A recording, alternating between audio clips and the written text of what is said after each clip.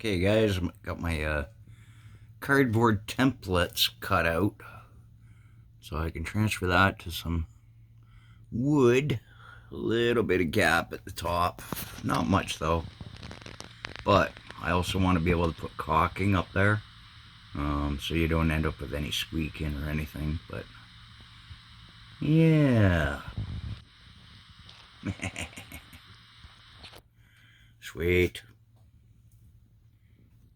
Okay guys, doing some wiring on the bus. A lot of work.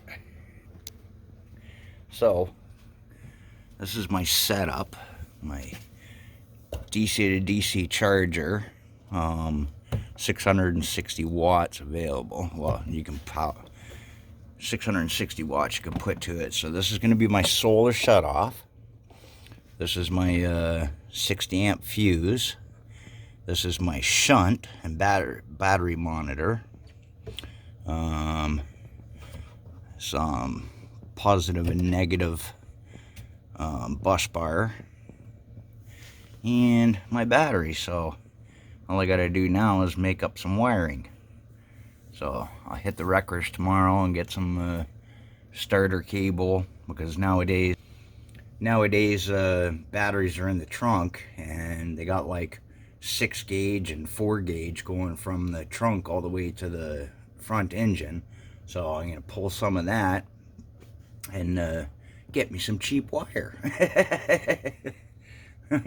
I got lots of crimp connectors. Yeah, so this is gonna work out bloody awesome. And as you know, I've got 2 of my Renogy panels up on the roof. I still have to install 1 more. I do have triple connectors for now, because I'm eventually going to run 2 entry points. So this is 2 into 1, and I got 2 pairs of this. But until I get a 4th panel, I'm just going to run the triples, because maximum input on this is 25 volts. So I have to stick with that. Alright, and then I can put that one, mount that charge controller in the garage of the bus, where I'll have separate solar panels going to this. So I'll just get another of the cheaper panels, and I'll run 250 watts going into this to a separate battery in the garage to power whatever I want in the garage. Alright, because I want to keep the house separate from the garage.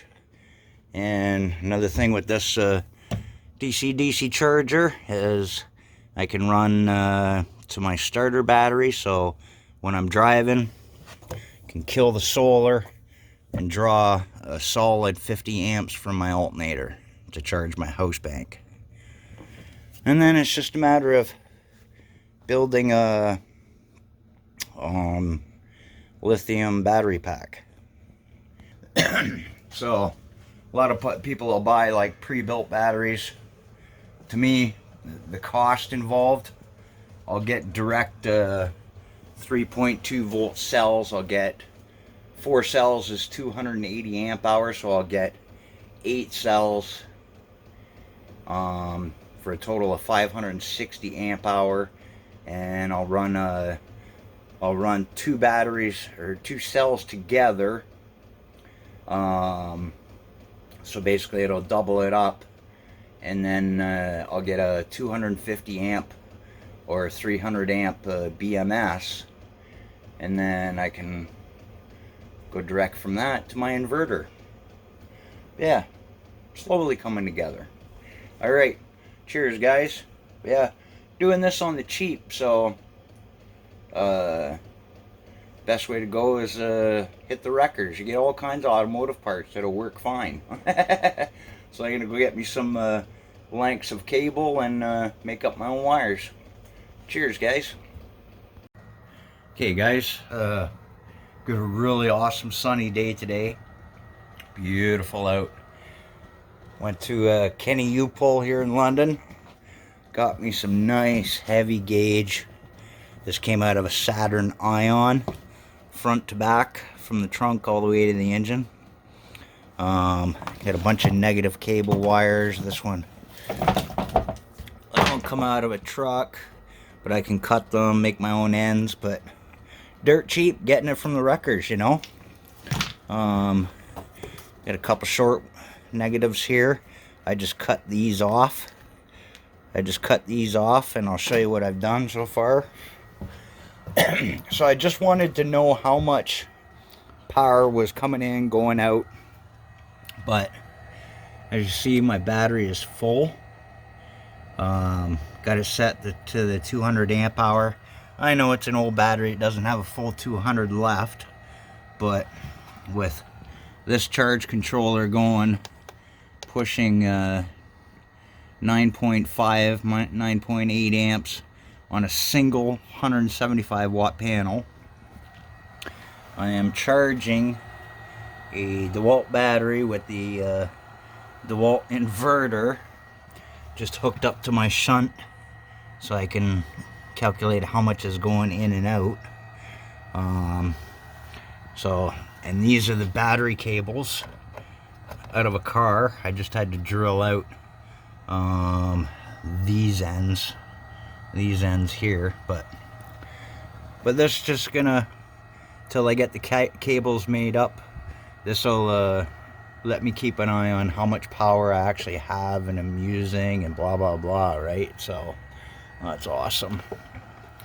Let's turn the light on.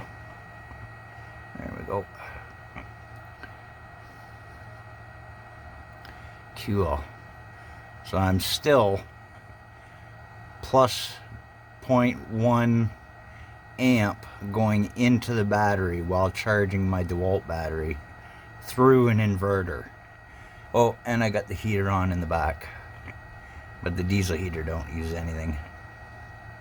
But yeah, that's awesome.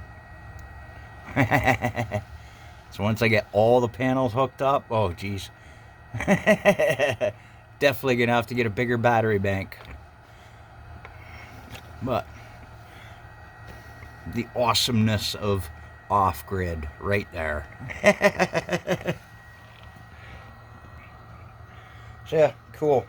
So, you know, I got USB stuff charging, and you know, the inefficiency of using an inverter. Yeah, my diesel heater's running. Yeah, it's awesome. So now I can also so I gotta clean all the wiring up, like take all the sheathing off and whatnot, cut the ends off. Yeah, I'll cut the ends off, but you can't go wrong. Go to the wreckers. You know, this stuff is like, what, $4 a foot?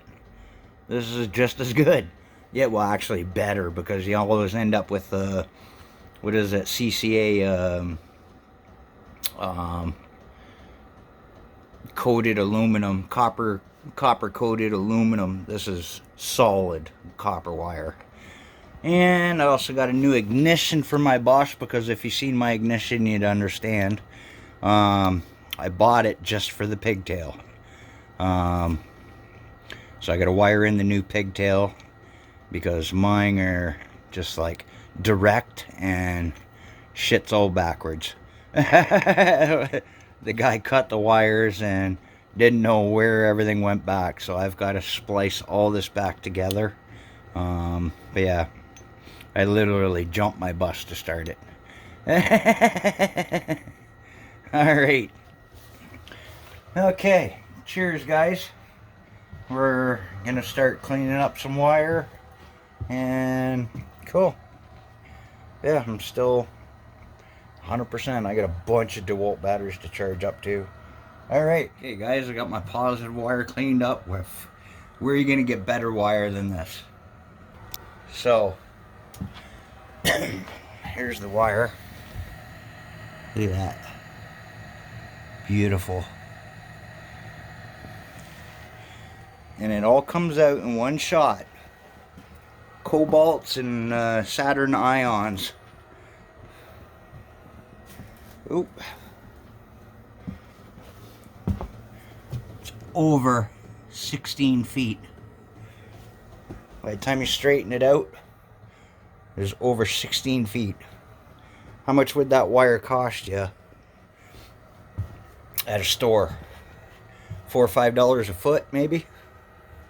Sweet. So I'm going to clean up my ground wires.